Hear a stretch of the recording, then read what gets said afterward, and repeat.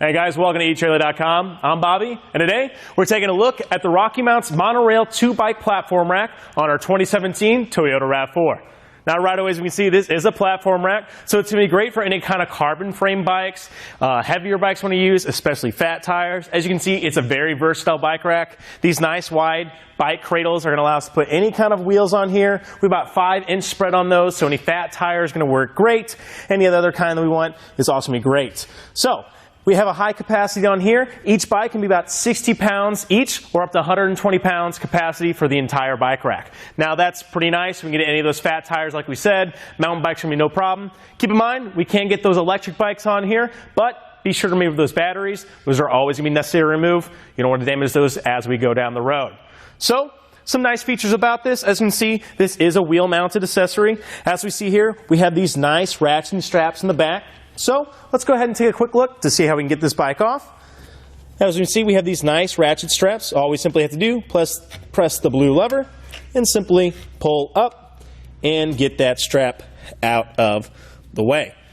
As we move over here, we have this nice pivoting arm rack here, and all we simply have to do, press in this button here, go up, and make sure your hand is on your bike. You don't want that tilting into your vehicle or onto you as well, and simply push it away and break it low. And see now, our bike is very, very easy to remove here. And what we simply do is lift it up and off. Now keep in mind, as your heavier bikes are having, be sure to be mindful of that as well, because we can get some pretty heavy bikes on here. We do have this nice wheel cradle, and once we get the bike off, everything around here gets very nice and collapsible. We can bring that in, bring our arm back in. As you can see, we really reduce the space and our, just space we're occupying with our bike rack. Now with any hitch-mounted accessory, we are going to add length to our vehicle, so it's important to keep in mind. So let's go ahead and take a look real quick. We're at the quick measurement here from the bumper to the end. I see that we have about right around under 32 inches right there. So not too bad, especially, if we're getting 2 bikes on here and in a nice stable platform, that's definitely not bad at all. However, let's see if we can reduce that at all. All we simply have to do, we have this nice lever system here. Pull that in, make sure your straps are out of the way, and it'll lock right into place. As you can see, that really shortened the length of our vehicle. Let's see how much it actually took off. At the quick measurement here from the rear of our bumper to our end of our hitch here, looks like it's about 14.5 inches. So that's quite nice. If we want to park it anywhere, maybe we get the bikes off, maybe we just want to pull in the garage, that's definitely not too long. Definitely easy to work with, which is going to be quite nice. Taking a look down here, we actually have some nice locking features. As you see right here, we actually have a cable lock that does come pre-included. All you'll simply do, run your cable lock through here, around your bikes, and back into this position, and it has a nice keyed system here, and it just locks right in place for you. Looking down here, we see we have a 2-inch receiver hitch on here, and this will actually be pretty nice. It's 2 inches, so it's definitely going to hold in there. Now keep in mind, this won't work for 1.25 now, or 1.25, I'm sorry. But we do have a nice anti-rattle hitch pin here as well. And again, that's going to pull us nicely into this frame. That means our bike rack is one with our vehicle. We're not going to feel it in our vehicle, and our bikes won't feel it as much either. That's going to be nice when we're going down the road.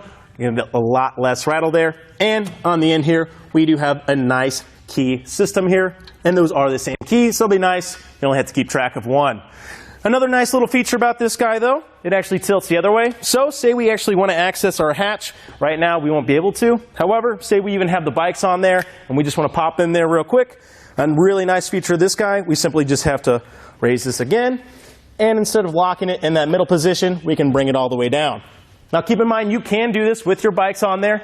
Keep in mind, those heavier bikes, you are going to add strain to those arms, so make sure you're moving those batteries, nothing too heavy on there. And as we can see, we actually have plenty of room to open our hatch. Now keep in mind, some of your vehicles, those bikes that you might have, those pedals can be a little long, so when you're opening that hatch, be very mindful of that. But we'll give this a quick close, and we just simply have to go down here again and close her up. All in all, really great. I love the versatility of this thing.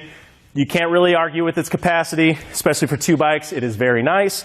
Those e-bikes are going to easily fit on there. Any fat tire, it's awesome. So if you're looking to get you and maybe somebody else on the road, I think this is going to be a great pick for you, especially those carbon frames. Those hanging styles aren't going to be the option. This one's going to be a great one. All in all, I think that's it for our look at our Rocky Mounts Monorail 2 system on our 2017 Toyota RAV4. Here it is on our test course. We'll start by going through the slalom. This is going to show us the side-to-side action, which simulates turning corners or evasive maneuvers. Next, we're at the alternating speed bumps, which we'll see the twisting action. This will simulate hitting a curb or pothole or driving over uneven pavement. And finally, we have the full speed bumps, where we'll see the up and down action, which is just like driving out of a parking lot, garage, or driveway.